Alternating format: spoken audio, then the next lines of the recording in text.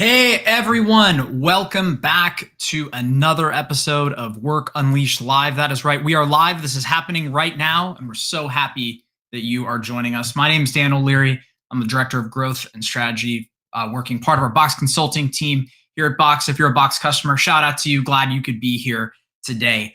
I hope conversations like the one we're having today are going to help you navigate the new normal of work as we bring in some industry executives, practitioners, and specialists to understand what other people are doing as they work anytime from anywhere. And today, I'm happy to welcome a very special guest. His name is Eden Kung. Eden is the Vice President of Business Analytics and Data Science here at Box. And recently, Eden's team researched some of the changing dynamics of work. And from their study, they've gathered some incredible insights and data into how organizations' work is changing, where it's changing, and of course, what the future could look like. So welcome, Eden. Thank you. Thank you for having me. You bet. So glad you could be here today with us. So, hey, before we get started into any hard questions, just curious for you personally, as a leader in the business, any things that are changing for you relative to how you've been working?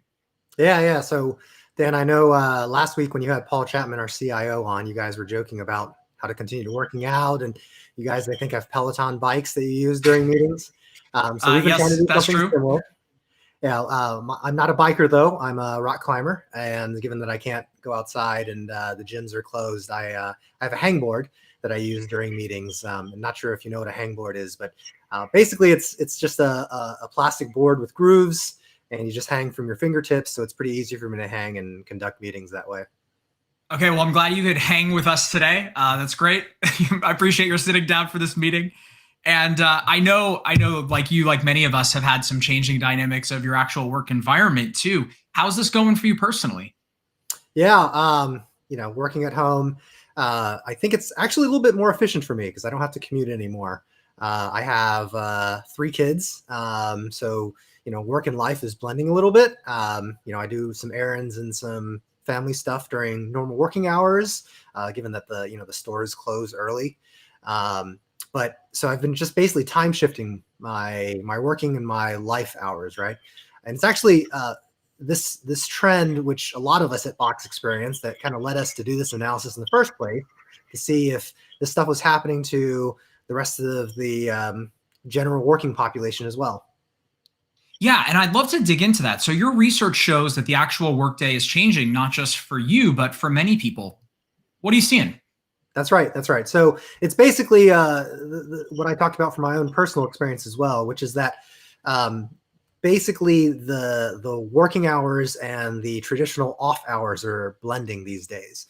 So what we did was we can look at when people are accessing content in Box, and we're equivalating that to when people are working. And so based off of this graph, what you're seeing is basically the pattern of when people are doing work in Box. The blue line represents March last year, and the green line represents March this year. And so what you can see is basically our own version of flattening the curve, except that this time the working hours, the traditional 9 to 5 peak, has basically gone down a little bit.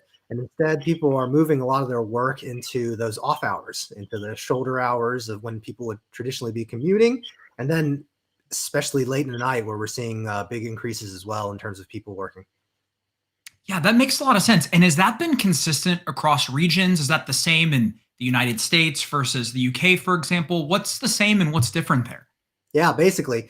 So we did our analysis locked into time zone. But another thing that we looked into was just how this differed by states and countries. So you can see this is very intuitive. It basically follows the news in terms of when states started applying shelter at home and work from home type rules, as well as when the cases started to outbreak and spread, right? So I think we all know in the US that Washington was the state that was affected first. And so you can see from this graph that they started working from home before other states. I should probably explain this graph a little bit. What we're doing is showing the percentage of people that basically started using Box from different locations than their normal location, and basically aggregated. At this point, pretty much every state is over 50% work from home. And so just to simplify this, we're just showing the transition time from when 20% to 50% of people we think started working from home. So as I mentioned, Washington's at the very top. California, where I am, was a close second and one of the first states to actually start issuing specific shelter at home rules. New York, and then the rest of the states basically followed very soon. And we also saw similar trends at a country level, right? I think most of us are familiar that Italy was one of the first countries that was hit. Unsurprisingly, we see that in the data. They were one of the first countries that started working from home very quickly. And you can see from the pattern of the other countries that this reflects their own case growth as well as their own rules in terms of sheltering in place. Yeah, that data is so interesting.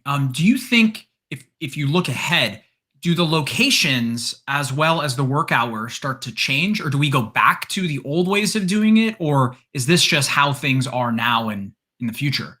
Yeah, personally, I think that this is going to be the way of the future.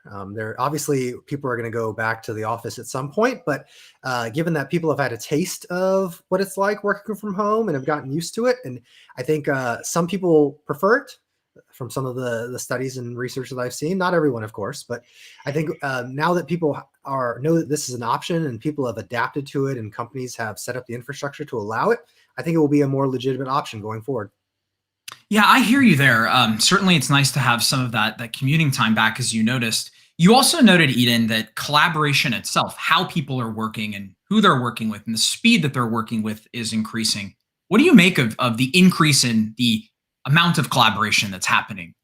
Yeah. So what we did was we looked at collaboration as measured by how people are collaborating in Box, right? So one of the benefits of Box is to be able to share your work with other people in very efficient ways. And so I personally think that this trend was driven by just us not having ways to physically interact with people. And so we have to turn to digital. If I think about me working in the office, every now and then I would still occasionally have paper documents to mark up or whiteboarding sessions or write physical notes, right? You can't really do any of that right now. So digital collaboration is the way that we have to work these days. That's maybe the physical aspect of it. But there's also the aspect of we went through and are still going through very uncertain times. During these uncertain times, just the rule of thumb that I've seen in most places is over communication. And so I think that has also naturally shifted us towards more collaboration. Yeah. Makes a lot of sense. And obviously, we work in a technology company and our needs may be different than other industries. But having read the blog post and looked at the data, it looked like certain industries were experiencing this in different ways. What are you seeing? What's the case across the different verticals and industries out there? Yeah, so we did break down the collaboration increases by industry, and the results are, I think, relatively intuitive compared to what you would expect. So overall, across industries, we saw about a 20% increase in collaboration, as I was defining it before, and that was measured basically the period right before March to basically the last 2 weeks of March. And so, at the very top end, you saw state and local government and education and healthcare providers really, really increasing their usage of collaboration through Box. I think that's intuitive, right? We know that the government was working very furiously to figure out what to do with the situation. Obviously, healthcare and companies were working around the clock trying to figure out what to do as well, and education was completely turned on its head. But besides those obvious COVID response type industries, just in general, even in industries like marketing and advertising or media and entertainment, those we saw increases in collaboration in the double digits as well from those industries. So fascinating. And you mentioned things like notes and whiteboards and paper documents. Has the actual content itself changed for these industries? Like what are they working on? Yeah. They haven't changed that much in terms of the content that they work on, but we do see that different industries work on very different types of content. So this is somewhat of a eye chart, but I'll make a couple of call outs. What we're showing here is basically the top 10 file types by industry. The first thing you'll notice is that we're more alike than different in terms of the types of files that different industries work on. Everybody has PDFs, everybody has images, pretty much everybody uses a lot of Microsoft Office type files. But what I think is more interesting is the differences. So for example, DICOM images, which are things like x-rays, are used a lot in healthcare. We're seeing rising trends in telemedicine. I was talking to my dad earlier this week, and he said basically his last checkup they just did telemedicine for. So that's a trend that we're seeing across probably the world at this point. And then in things like architecture, engineering, and construction, you're seeing large CAD files being used and migrating to the cloud. It's so fascinating to see that clearly we're more similar than different in the file types. The other thing that I think we've all been experiencing is not just using Box more, but there's obviously a lot of other applications that come into play in the world of collaboration. Tools like Slack, Zoom have all become ubiquitous in how we work. What is the data showing relative to the types of apps we're using? Is that also increasing when you think about how people are actually getting content from Box out to their customers, their vendors, their colleagues? What's that looking like? Yeah, for sure. We're definitely seeing increases. As I mentioned before, you don't really have another option. So obviously on the video conferencing side and the messaging side, we're seeing increased usage. And this is basically being measured as when people are using these tools with Box as integrations. So messaging, things like Slack, Microsoft Teams, we've seen over 80% increase in terms of the usage between those and Box.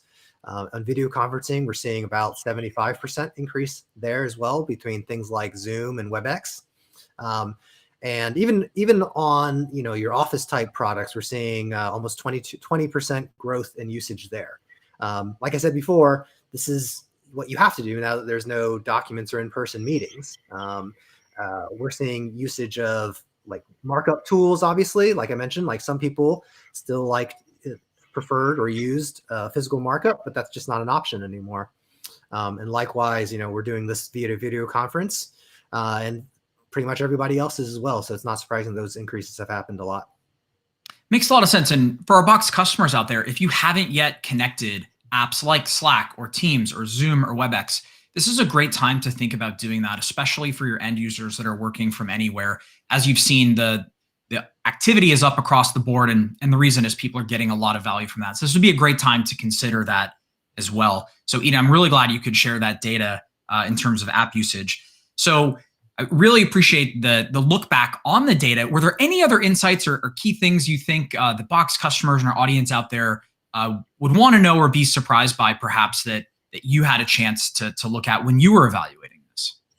Yeah, I mean, I think the thing that we didn't fully expect to see, but totally makes sense, is that the only thing that didn't quite grow that much was just mobile usage. And I'll transition a little bit to like what I think maybe the future holds, but I think that the reason for the mobile adoption, mobile usage not going up as much as everything else, is just because, for my personal use, I don't have to work on my phone as much now because I'm just in my home office working from my laptop. We did see mobile usage go up in certain industries, though. So this wasn't in the blog post, but industries that I think were more traditionally used to working on mainframes. We saw a increase in mobile adoption right after people started working from home, like for instances for stuff like some public sector employees. I think what we had heard anecdotally is that many of these companies and customers actually don't have laptops that they gave to their employees. And so what we saw was, for those certain types of industries and use cases, spikes in mobile adoption. Because you hadn't had a chance to get a new laptop yet. You were just trying to access your content from your phone. And so we saw iPad and phone usage go up in those certain industries. which is quite interesting. And I thought it was a really powerful use case to how Box enables work from anywhere, and really helped companies in those early couple of weeks and days when they just didn't have any other options. Yeah, it's so true. I think work is clearly becoming something you do, not somewhere you go for many of these industries, as the data shows.